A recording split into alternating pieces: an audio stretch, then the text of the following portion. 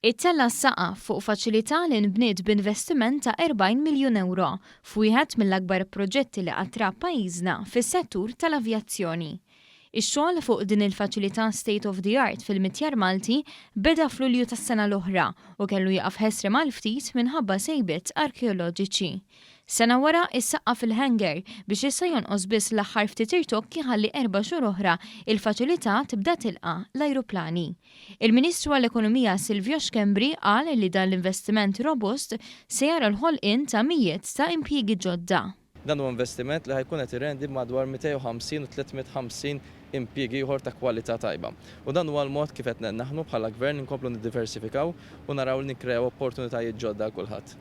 Mifruxa fuq 20,000 metru kwadru b'1200 tonna tal-ħadid, il-faċilità tal-kumpanija SR Techniques tiflaħ sa' Sitt Ajruplani f'daqqa li kollhom bżonn tiswija jew manutenzjoni. Il-General Manager tal-kumpanija Arthur Magri spjega x-xogħol li se jkun qed isir fil-hangar ġala darba jkun lest ftit tax-xhur oħra. Ix-xogħol li ħajsiru varju, ħajsiru cabin modifications, D-checks, dawk li huma 12-year checks, 6-year checks, C-checks, end of leases, dak li kollu bżonn l-airline industry. U spjega l-proċess li jsir qabel ajruplan jinġib Malta għal manutenzjoni.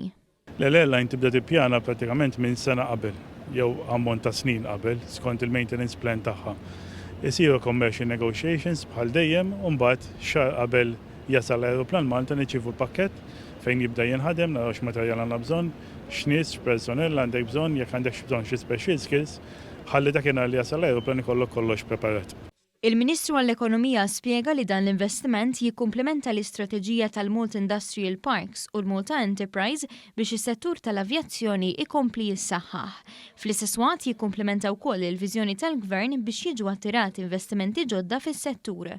F'dan ir-rigward il-Ministru Schembri ħabbar li f'pass innovattiv fl-aħħar jiem saret bidla fil-liġi li tirrigwardja r-reġistrazzjoni tal-kumpaniji.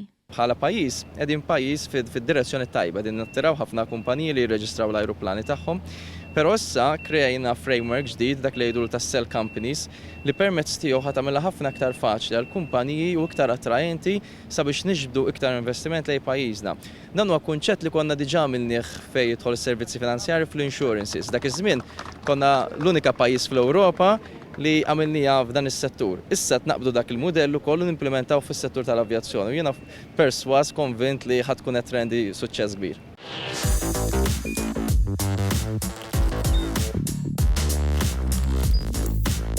Idħol fuq one.com.mt u hemmhekk tista' tara l-programmi kollha li jxandru fuq One permezz ta' One Play.